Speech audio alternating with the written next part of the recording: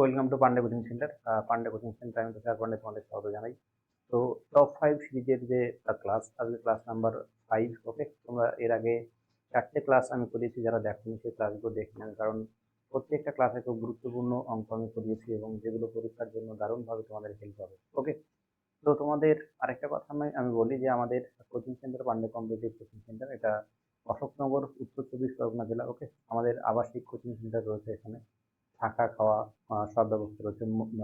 মেলদের ফিমেলদের আলাদা করে হস্টেল রয়েছে, ফিজিক্যাল ট্রেনার রয়েছে, হস্টেলে এক্সট্রা করে ক্লাস রয়েছে, তারপর কোচিং সেন্টারে ক্লাস রয়েছে, এবং এখানে জার্নি করে, বাড়ি থেকে জার্নি করে যাতায়াত করে পড়তে পারো, চাইলে কেউ হস্টেলে থেকে পড়াশোনা করতে পারো। ওকে, তো চলো আজকে যে আমি টপ 5 ক্লাস শুরু করবো, তো তার এক দাগের অঙ্কে কি বলছে আমরা দেখি। তো এক দাগের অঙ্ক বলছে, দেখো যে আমি এখানে যে টাইপের যে অঙ্কগুলো তোমাদের সামনে যেগুলো আজকে ক্লাসে করাবো, সেটা হচ্ছে দেখো কি টাইপের অঙ্ক এখানে। যে কোনো জিনিসের ধরো দামের পরিবর্তন হলো পার্সেন্টেজ হিসাবে, যে কোনো একটা জিনিসের চিনি হতে পারে, তেল হতে পারে, ডাল হতে পারে, যা কিছু হতে পারে, যে তার দাম যে 20% বেড়ে গেল বা 20% কমে গেল, যা কিছু বলতে পারে। ওকে, এই দাম পরিবর্তনের সঙ্গে সঙ্গে, তো তার জন্য যে আমাদের খরচের পরিবর্তন হবে না, মানে খরচ অপরিবর্তিত রাখতে হলে যে সেই জিনিসের ব্যবহার শতকরা কি হারে কমাবো, এটাই আমাদের এখানে যে আজকের বিষয়বস্তু। ওকে, এবং শুধুমাত্র দেখো এটা আমি একটা টাইপ বললাম, আবার যে দাম পরিবর্তন হলো, দাম বেড়ে গেল বা কমে গেল, তো এর জন্য আমরা খরচেরও একটু পরিবর্তন করছি, মানে আগে যে খরচ করতাম বর্তমানেও খরচের পার্সেন্টেজ হিসাবে কিছুটা পরিবর্তন হয়েছে। এক্ষেত্রে ব্যবহার শতকরা কত কমাবো। তো এই টাইপের যত রকমের অঙ্ক তোমাদের পরীক্ষায় আসে, আমি প্রত্যেকটা অঙ্কই তোমাদের করিয়ে দেবো। তোমরা ক্লাসটা মন দিয়ে দেখো, আশা করছি পরীক্ষায় এই টাইপের অঙ্ক পেলে তোমরা এর মধ্যে পেয়ে যাবে। ওকে, তো দেখো এক দাগের অঙ্কে কি বলছে। এক দাগের অঙ্কে বলছে দেখো, চালের দাম 20% বৃদ্ধি পাওয়ার পরেও, চালের দাম বৃদ্ধি পেল কত, 20% বৃদ্ধি পাওয়ার পরেও একটি পরিবার চাল বাবদ খরচ অপরিবর্তিত। দেখো এই যে খরচ অপরিবর্তিত, মানে চাল বাবদ খরচ কি অপরিবর্তিত রাখতে চায়, মানে প্রথমে যে খরচ করতো, যে দাম বেড়ে গেছে, দাম বেড়ে গেলে তো জিনিস আমরা কম পাবো, তাহলে এই যে খরচ অপরিবর্তিত রাখতে হলে তাহলে জিনিস কম পাবো, মানে কি আমাদের ব্যবহার কমাতে হবে। তাহলে শতকরা কি হারে ব্যবহার কমাবো, এটাই পরীক্ষা এখানে কোশ্চেন চেয়েছে। ওকে, তাহলে এই টাইপের অঙ্কের ক্ষেত্রে দেখো এখানে কি বলছে, ওই পরিবারকে চালের ব্যবহার শতকরা কত কমাতে হবে।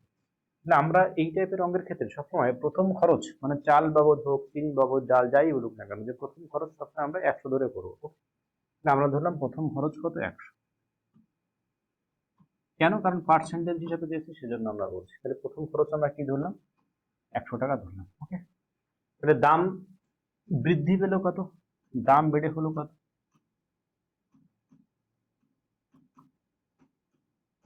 যে 20% দাম বৃদ্ধি পেল, দাম বেড়ে 100 জায়গায় কত হবে, 120 হয়ে গেল।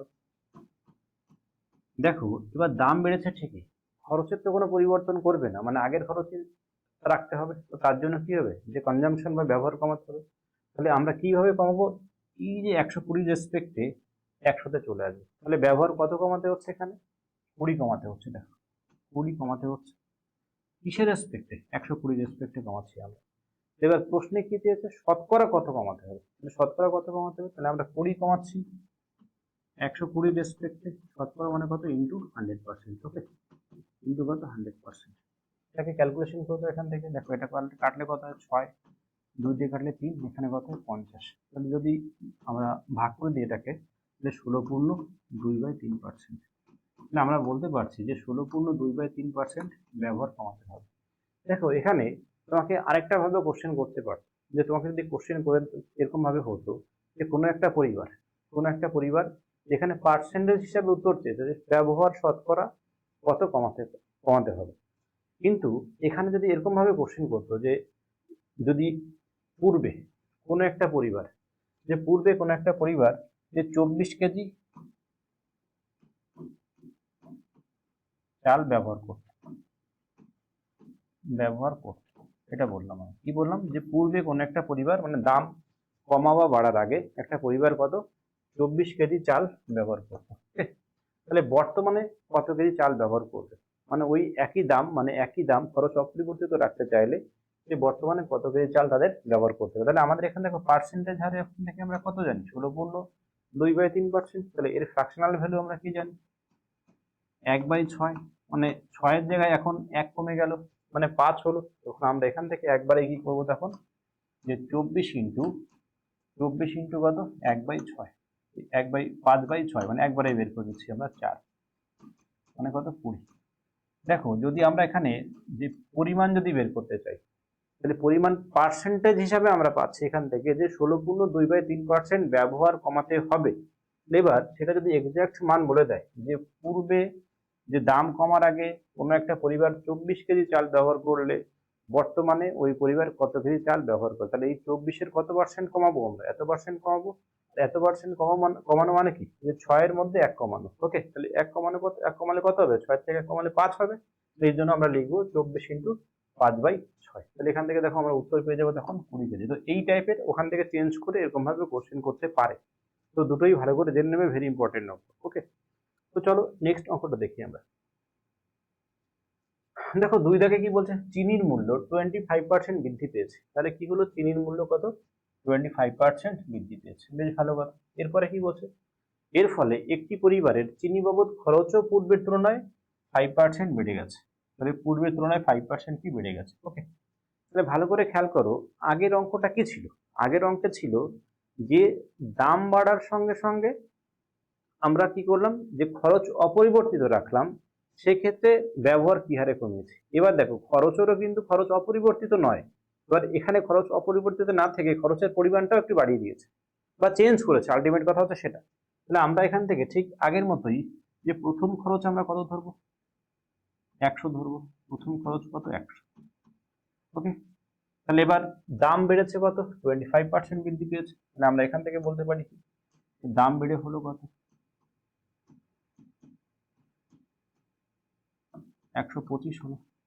দেখো এবার খরচ কি হলো, খরচ পূর্বের তুলনায় 5% বৃদ্ধি পেল। তাহলে খরচ পূর্বের তুলনায় কি হলো 5% বৃদ্ধি পেয়ে গেল। ওকে, তাহলে খরচ যদি পূর্বের তুলনায় 5% বৃদ্ধি পায়, তাহলে বর্তমান খরচ কত হবে, তাহলে বর্তমান খরচ হবে, দেখো বর্তমান খরচ 105 হবে, বর্তমান খরচ 105। এবার আমরা কি করব, এবার আমরা এখান থেকে এই জায়গায় পরিবর্তন করব, মানে এখানে ব্যবহারের পরিবর্তন আসবে, কারণ আমাদের খরচের মান এখন কত হয়ে গেল 105। তাহলে 125 থেকে 105-এ আসতে গেলে কত কমাতে হবে, 20 কমাতে হবে, 20 কমাতে হবে। ওকে, তাহলে আমরা একবারে এবার কি লিখবো, পার্সেন্টেজের পরিবর্তনটা, অতএব 20 বাই কত কার রেসপেক্টে কমাচ্ছি, 125-এর রেসপেক্টে, মানে 125 শতকরা মানে কত ইন্টু 100%। ওকে, কাটাকাটি করবো এখান থেকে 4, এটা কত 5, 5 থেকে গেলে কত 4, 4 গুণ 4 মানে কত 16%। তাহলে ব্যবহার কি হারে কমাতে হবে, 16% ব্যবহার কমাতে হবে, মানে আগের থেকে এখন ব্যবহার 16% কমাতে হবে। তাহলে প্রথম অঙ্কটা দেখো খরচ অপরিবর্তিত ছিল, সেকেন্ড অঙ্কটা কিন্তু খরচ অপরিবর্তিত নেই, এখানে খরচেরও কিছুটা পরিবর্তন হয়েছে, তার রেসপেক্টে আমরা ব্যবহার শতকরা কত কমেছি। ওকে, তাহলে এটা ফার্স্টের ঠিক পরের স্টেপটা এটা। চলো নেক্সট অঙ্কটা দেখি এবার। দেখো 3 দাগে বলছে তেলের বাজার মূল্য 10% হ্রাস পেয়েছে। তাহলে শুধুমাত্র যে কোনো জিনিসের দাম সবসময় বৃদ্ধি পাবে তাও নয়, দাম কমতেও পারে।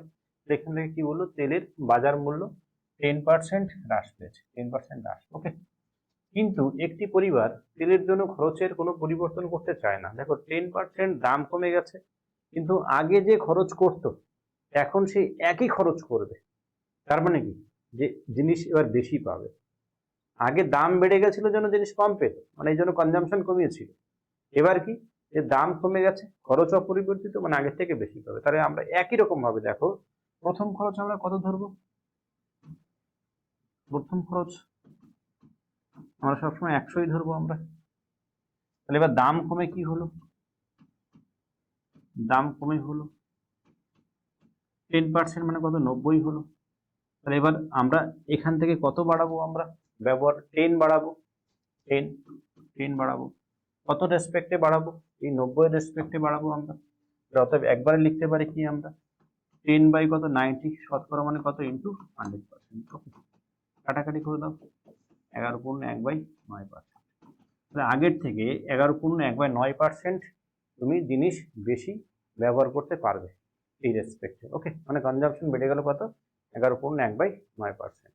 তাহলে আমরা দেখো এই টাইপ ধরে ধরে যদি আমরা অঙ্ক করি, তাহলে কি হবে, যে আমরা যে যে যে অঙ্ক করব আমরা, যে প্রত্যেকটা অঙ্ক মানে যদি আমরা সেই টাইপের কি কি অঙ্ক হয় যদি প্রত্যেকটা অঙ্ক আমরা করে নিই একবারে, দেখবে তোমাদের পরীক্ষার সময় অঙ্ক যতই ঘুরিয়ে দিক না কেন তোমাদের প্রবলেম হবে না। তো এই জন্য সবসময় টাইপ ধরে ধরে অঙ্ক করা উচিত, এবং তাহলে মানে পরীক্ষার ক্ষেত্রে তোমার অঙ্ক চিনতেও সুবিধা হবে। ওকে, তো তোমরা এইভাবে করো, দেখবে পরীক্ষায় ডেফিনেটলি ভালো স্কোর হবে তোমাদের।